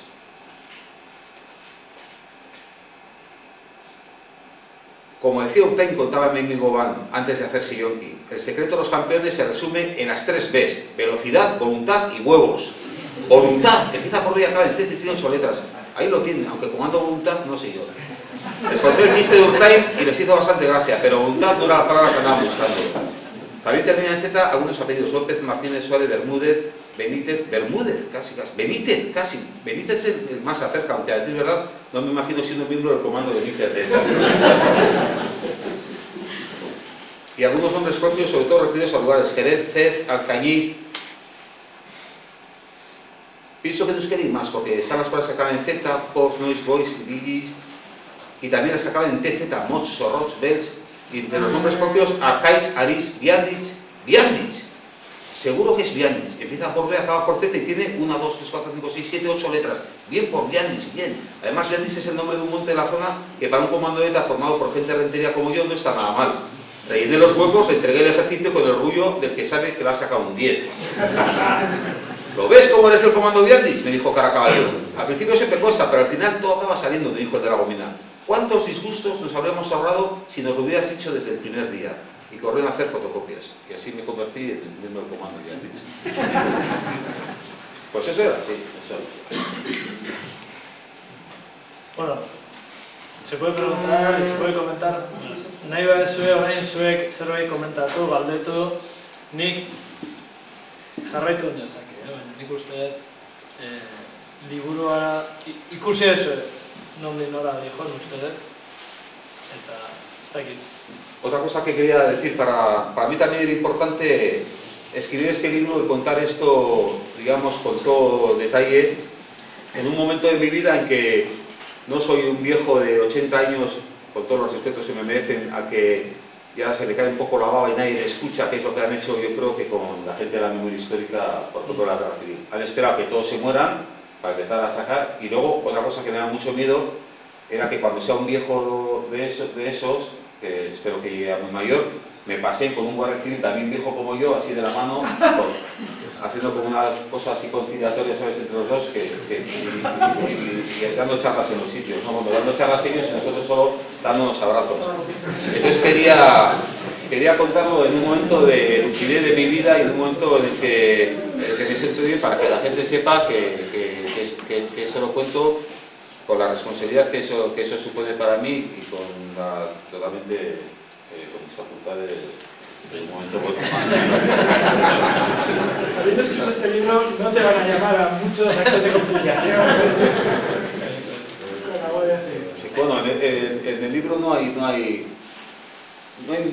odio, no hay tal, pero tampoco, desde luego, es verdad que tampoco hay perdón, o sea, eso no queda claro lo que ha sido las cosas y lo que son. Y luego, para mí, desde el primer momento, pensé que el libro era a la memoria de Miquel Zabalza.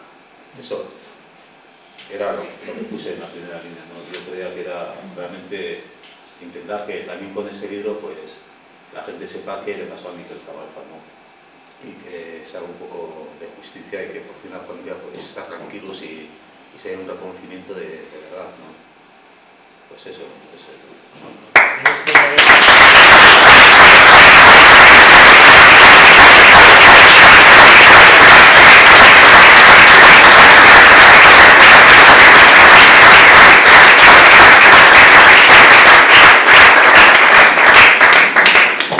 Zandakoa norbaiten nahi badu zerbait gehitu, komentatu. 30 urte pasatuta gero, zure barnea nola dago? Nola lo egiten duzu? Zer da zure bizia? Bueno, mira, aquí hay un momento del libro que digo que mi vida ya no fue la misma. Bueno, uno vive en su vida, siempre va arrasando todo lo que ha tenido anteriormente y siempre vas cargando con todo, ¿no? Durante muchos años, por ejemplo, en el entorno familiar, esto era aquello que te pasó, siempre era, pues, aquello que te pasó es normal, aquello que te pasó, y lo tienes como una cosa en bloque que para mí era importante analizarlo, palabra a palabra. Para mí, nombrar las cosas, ponerle es importante, ¿no? En aquel momento yo no me daba cuenta, yo pensé que bueno, que todo esto yo lo había superado porque tenía 21 años pero no, yo me doy cuenta que muchas cosas en mi vida han tenido que ver con todo esto, en todos los sentidos, porque hay otra cosa que también en el libro también quería, era el momento en el libro, yo me analizo, por eso, porque han pasado 30 años, me puedo analizar como un personaje del libro también, en el que también me hablo de mí mismo, me critico a mí mismo, me veo como creo que era, ¿no? Y una de las cosas que tiene la tortura también es, eso digo en el libro, ¿no?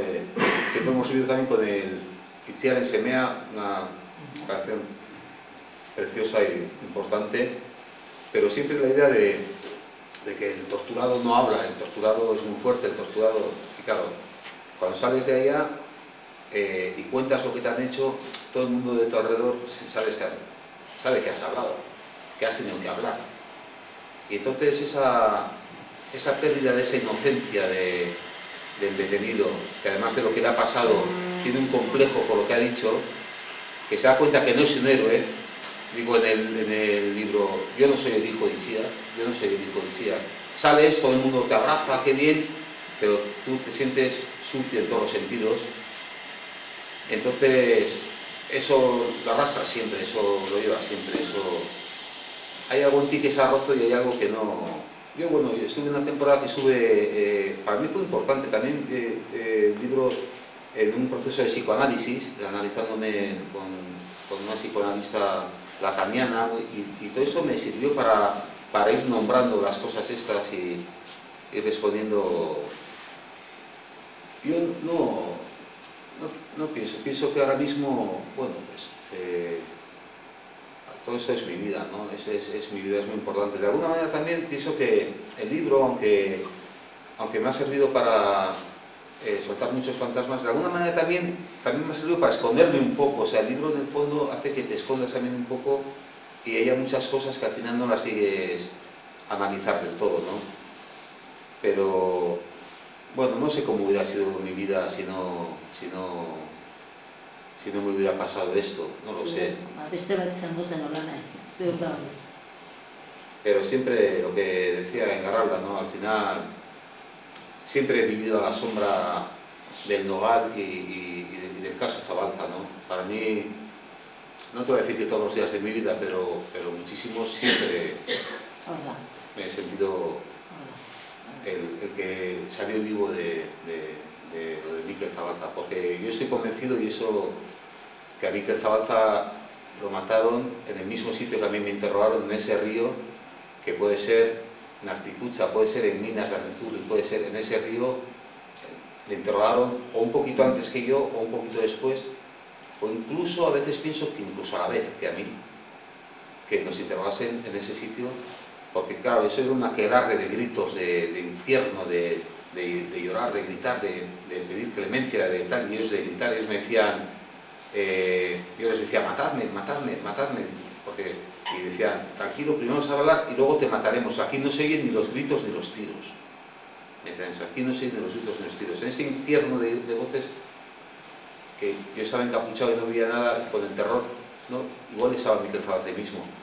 Yo estoy convencido que eso fue así. Entonces, desde el primer momento pensé que mi testimonio, lo explica bien Paco Echeverría también, mi testimonio creo que era importante para poder pensar, poder deducir lo que le pudo pasar a Miquel aquella noche, ¿no? Entzuna nuen, barkatu, minorik entzuna nuen, pisu batean, torturan bertan bere karrasiak, anentzunak izan ziren.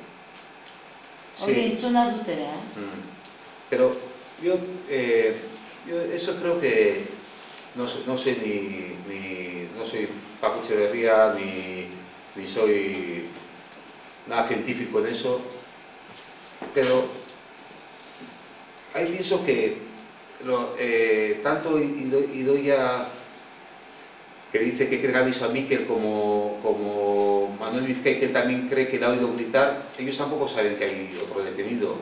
Cualquier cosa que oigan, ellos pensarán que es Miquel Zabalza, sobre todo Manuel, porque la han detenido con él. Él pensará que...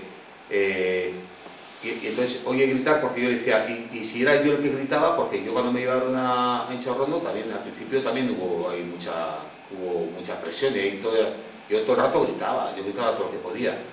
Y podía haber sido que me oían a mí, o podía ser Miquel Zabalza también, porque no quiero decir que en el río muriese concretamente. Y yo cuando me llevaron a Inchaurrondo, en la puerta, dijo el guardia de la puerta, dijo, joder, ¿cómo le traéis a este? Dijo eso. Vale. Joder, ¿cómo le traéis a este? Porque iba en una situación lamentable, o sea, y yo podría haber muerto en el piso de Inchaurrondo. De hecho, en Inchaurrondo, que me ha hecho gracia porque he podido escuchar el audio de entonces, de la cinta esta que tenía Eva, y en el audio digo que me pincharon con unas... Claro, y yo siempre, al principio, y luego siempre he pensado que eran unas inyecciones para animarme, que me pinchaban para animarme, porque yo nada más llevarme a Inchaurrondo estaba muy mal también, estaba muy mal. Ellos estaban asustados dentro de su susto, ¿no? Pero estaban asustados como... de hecho, ya te digo, decían que se nos va a quedar, cuidado que no se nos quede. Y luego es verdad que cuando yo me di cuenta que había pasado algo raro, claro, yo no conocía a Miquel ni nunca supe que había otros detenidos hasta el furgón. Y luego, realmente, la primera vez que oí hablar de Miquel Zabalza fue en la Audiencia Nacional. En la Audiencia Nacional, el juez en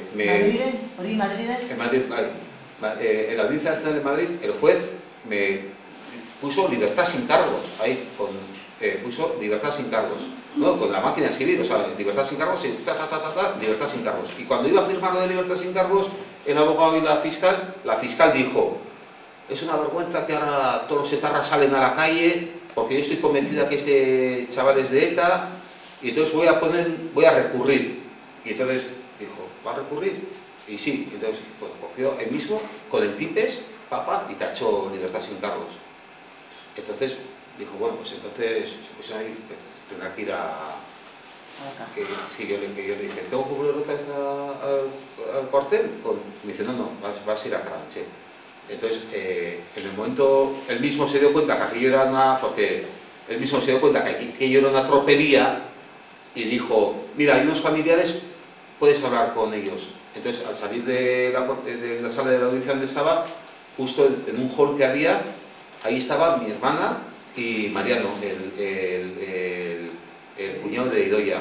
Estaban, entonces claro, ellos estaban muy nerviosos. Entonces mi hermana me dice, mira, este es el de los autobuses de Donosti. Y yo pensaba que era que por cruzar autobuses, habían traído los autobuses de Donosti, por poner barricadas en rentería, a unos autobuses para... Entonces yo le decía, bueno, pues ya no voy a cruzar más autobuses, no sé qué, ¿sabes?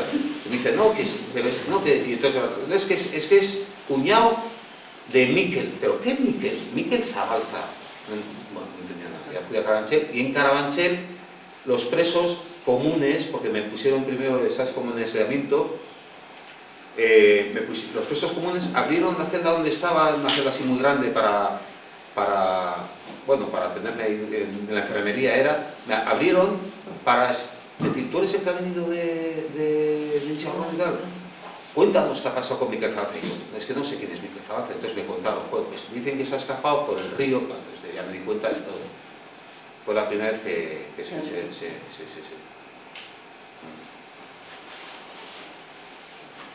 Eta zuk tortura jasonako pertsona gisa nola ulertzen duzu erreparazioa? Zuk zurekiko, Para mí la reparación, solamente no. ¿Y en general o sobre tu misma persona? No lo he pensado, pero para mí, yo no creo que el Estado vaya a reconocer las torturas, no creo que lo vea, porque un Estado que reconoce que ha torturado y que ha hecho una ley para torturar es un Estado que no es un Estado de derecho, es un Estado que digamos que es vulnerable, que se le podría atacar con sus mismos medios. Entonces no creo que nunca lo reconozcan, entonces ahí no va a haber ningún tipo de reparación, yo creo, ¿no? Para mí sí me parece importante en este caso concreto que se haga algo con respecto a Miquel Zabalza, a la figura de Miquel Zabalza. En reconocer que no fue como contaron la versión oficial y que se inventen, no dirán claramente, pero que se inventen algo, pero que reconozcan algo sobre Miquel Zabalza, ¿no? Eso a nivel personal, yo no creo que a nivel oficial se vaya a reconocer ni reparar nada. Y luego, a ver, yo no me siento una víctima como tal, o sea, sé que es lo que es una víctima y lo que se considera víctima me parece importante, pero para mí fue importante no caer en el victimismo en ese momento también. Yo me he dado cuenta que me podía haber quedado en ser pues, el torturado en aquel momento, pues un torturado con 21 años, contando esa historia y tal, y entonces para mí fue importante salir un poco de eso. O sea, yo decía, yo quiero ser en ese momento un buen dibujante y no quiero ser un buen torturado, y quedarme... Para mí el victimismo tiene sus peligros, ¿no? Y no sé realmente en qué va a consistir la reparación de las cosas, ¿no? Pero a mí sí me gustaría, y siempre apelo a eso, que en algún momento alguno reconozca personalmente que eso se hizo mal, que reconozca personalmente que se hicieron muchas cosas mal, que pongan las excusas que tengan que poner, que sabemos cuáles eran. Eran momentos duros, desde luego, también para ellos, o sea, ellos no para hacer eso, y menos hacer eso amparados en una ley, ¿no? Pero que alguno diga, a mí con eso ya me valdría, o sea, ya me valdría a mí personalmente. No sé en qué va, o sea, desde luego para mí son palabras muy grandes, o sea, verdad, sí entiendo lo que es verdad y ojalá, para mí el relato nuestro ya era bastante verdadero. O sea, el otro día Íñigo Urul me decía, joder, pero si tu relato a los 4 días de salir, que cuando fui con él a Donostia al juzgado, pues si eso ya era, o sea, contabas todo del río, contabas todo, eso ya era una cosa fuerte con parte en cuenta, pero para mí no ha habido más verdad que esta, ¿no? Digo al final del libro, estas son las últimas palabras prácticamente, ¿no? Dice, nunca he contado otros hechos que estos a cuantos hayan querido escuchar ese episodio de mi vida. Siempre he contado esto, nunca he contado otra cosa. Digo, y si he tardado casi 30 años en escribirlos es porque hasta ahora no había encontrado ni el ánimo, ni el tono, ni las palabras adecuadas. Y dice al final, ojalá esas palabras sirvan para algo o para nada. Ojalá sirvan para algo, pero igual no sirven para nada. No lo sé. Eso, nosotros creo que hemos hecho lo que teníamos que hacer y ya depende de otros. Cómo será esa reparación, cómo será esa justicia, ya no lo sé. Ojalá sirva para algo. Es difícil que la reparación llega, pero eres muy generoso diciendo que parte de la reparación sea que se reconozca el caso de Miquel. Pero la reparación como he dicho, muy difícil, pero yo espero que por lo menos haberlo escrito, haber soltado esto, pues haya sido un poco reparador.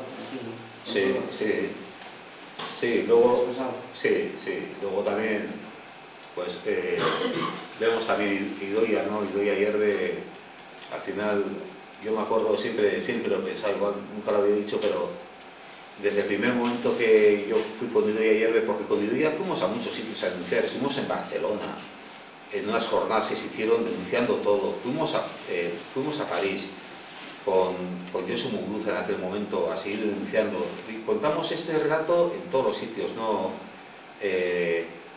Y sin embargo yo siempre a Idoia, desde el primer momento que le vi en el furgón aquel, le vi con una tristeza profunda, radical, o sea, sin ningún brillo en los ojos nunca, ¿no? Y yo creo que no levantó cabeza desde entonces, ¿no? Y el otro día me decía, claro, yo no sabía cómo era ella antes tampoco, ¿no? Tampoco piensas en eso en ese momento, y el otro día me contaba, ella con lo nerviosa que era y tal, y de repente cómo se volvió de triste, ¿no? Y fíjate, pues por ejemplo para Idoia, pues que no le ha llegado para nada una luz en todo esto, ¿no? Ha sido la tristeza de lo que ella pasó, porque con Idoia yo tampoco nunca he querido hablar en este libro, ni siquiera en este libro, de cosas, porque yo nunca oí a Mikel ni nada, nunca supe que había otros detenidos hasta ese momento, ¿no? Pero de Idoia hubo dos momentos que sí viví, claramente, que fue en el traslado, cuando paramos en el hostal este que hay en el puerto de la Brújula, subiendo a Burgos, nos pararon allá y entonces ellos se fueron a tomar un café, venían varios vehículos que venían en Chorrondo como escoltando también, y pararon allá y entonces dijimos, pues bueno, ¿podemos tomar un café? Y dijeron, no, que con las pintas que tenéis, que las pintas era la tristeza, la cara que teníamos se van a asustar en el bar. Y entonces dijimos, ¿y al váter? Y entonces sí, y entonces fuimos Ido y yo, y íbamos esposados adelante, y entonces nos llevaron a unos váteres a los dos juntos, ellos con varios policías, nos llevaron, y entonces yo me pude bajar la cremallera porque estaba esposado adelante, y Idoia dijo, ¿me podéis soltar las esposas para bajar? Y dijeron, no, y le bajaron ellos los pantalones y las bragas, o sea, allá al lado mío, ¿no? Y, o sea, eso ya dije, o sea, la humillación esa tremenda. Y luego en Madrid, en un momento dado que me estaban interrogando a mí, en Madrid había calabozos, pero luego te sacaban, abrían los calabozos, te llevaban por unos pasillos, te llevaban a salas que tenían medio vacías allá, y nos interrogaban allá, y en uno de los interrogatorios yo sí oía los gritos de ellos con Idoia, una mujer, y entonces le decían burradas, siempre de aspecto sexual, pero burradas ahí entonces era como por lo que está pasando esta chica, ¿no? Y entonces luego he entendido, ¿no?, lo que ha sido la tristeza de Idoia, ¿no?, de haber sufrido ya lo que sufrió y haber perdido a Mikel Zabalza y no haber podido hacer nada, o sea, no haber podido hacer nada, que nuestro relato haya sido, que nosotros hayamos sido los que hayamos mentido, ¿no? O sea, que no nos hayan creído a nosotros, se han creído a Roldán, es increíble, ¿no? Pues, yo creo que ahora es igual un momento bueno con todo esto, ¿no? Parece que yo también agradezco mucho a los chicos del documental, porque de alguna manera también han cohesionado ciertas cosas con todo esto, ¿no? A mí también yo ya había escrito el libro, pero me habéis animado mucho con todo esto, y pienso que estáis haciendo una labor grande de cohesionar cosas, ¿no? Además, como sois de Iruña, tal, no sé qué, de varios sitios, pues yo creo que estáis juntando a mucha gente en eso de Mikel Zabalza, ¿no? Y yo pienso que tal vez sea un buen momento para volver a intentar linear eso un poco, ¿no? Egiten ez egin dokumentazio hortan, nik uste dut bere lekukoa biziki interesanta dela Idoiari buruz egaten duena. Ezarria duzute. Galdera da. Idoiari buruz egindako lekukotasuna oraintzen bertan kontatu duena eta hotza ematen duguna bizkarrean jaten dut zuen dokumentazio hortan ezarria duzuten edo ez. Edo ez duzute pentsatu ezartzea. Bueno, guretzat oso garrantzitsua zen dokumental honetan Idoia Idoiari gertatu zitzaiona zabaltzea, ez? Eta Idoiari ere, zen askotan, hau izendatzen da zabaltza usia, ez? Eta hor, Jonek idatzi du bat, baina hor, ikusten genuen Idoia beti geratu dela pixka bat itxalpean, ez? Azkenean pertsona bat izan zen Mikel Zabalza, eta inkluso, gero Zabalzaren familiaren barruan, beste testigantza batzuk, Patxirena eta Aitorrena, beti itxalpean geratu dira, beraiek ere hola sentitzen zuten, porque, claro, lo más grave era lo que le había pasado a Mikel, entonces, beste guztiek pairatu zutena, geratzen zen pixka bat horren itxalpean, ez? Eta guretzat oso garrantzitsua zen ere Idoiarena kontatzea eta bere familia gainera eskaintzea ere aukera proiektu honetan parte hartzeko, ez? Eta hori izan da, bilatu duguna, lortu duguna ere, oraindikan prozesu horretan dela, baina argi dago, Idoia... Jaten dut, behar kontatu duen lekukotasun hori, behar kontatu duena oraintzen bertan. Lortu dugu Idoiaren testigantza, garaiko testigantza hori. Ez, Idoiaren behitzekin, behar egan duena. Nola galtzarena, nola kafi hartzea, jantzioten ezen. Hori. Galdera bazen. Ez. Hore helburua dela Idoiak ere sufritutakoa eta bere familiak ere bizi duen guztia plazaratzea eta lortuko dugu, egingo dugu gainera modu oso respetuoso batean, ez? Eta nahi dugu ere bere familiari, ez dakit nola esan, ez? Zen dokumental hau guretzako ere da erreparazio txiki bat, ez? Familiaren txal, jende guztiaren txal, ez?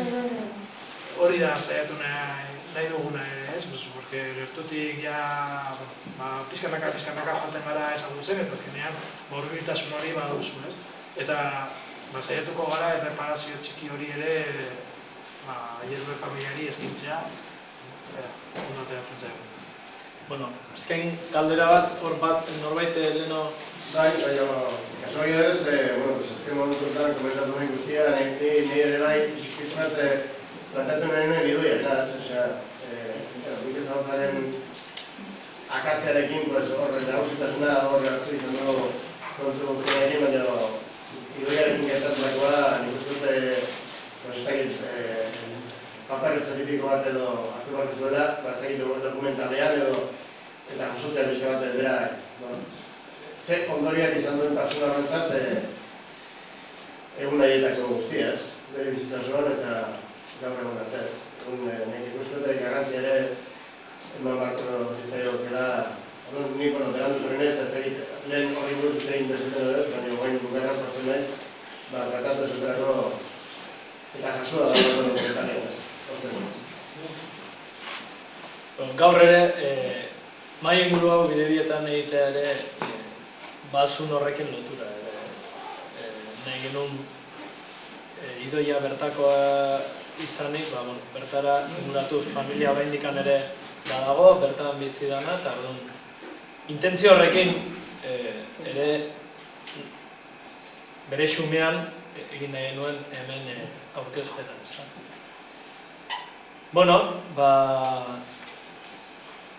Gogoratu nahi dizuet lehenago esandakoa, ostegunean plenoa izango dela Donostian, kasualidadea, Donostiako udalean plenoa Mikel eta zue guztiak atxilotutako egun berean izatea. Eta plenoak puntu asko ditu, gaia mozioa goizeko 11 aldea tratatuko ote den, orduan aukeran jendeak posible badezue inguratu, eskertuko genuke, bertaratzea. Arratsaldean, ostegun arratsaldean mahai ingurua, Tomasenen, jarraituko dugu gaiaren inguruan hitz egiten, eta igandean ekitaldia Altzagainan, eta baita ere bazkaria, hori oraindikan txartelak egon badaude, uste dut, salgai, Bazkaria da pixka bat ere, danok elkartzea, indarra egitea eta bestalde dirua biltzea laguntzeko dokumental hau egiten gure ekarpen txikia. Karterak nusaltzen dira? Gutako norbaiti izan eta guk ditugu. Eta eskerrik asko zuei, eta eskerrik asko bai Pituri, bai Joni, plazer bat izan da bere gogorrean, familiei eskerrik asko, eta izan dago ostegun arte edo eskerrik asko.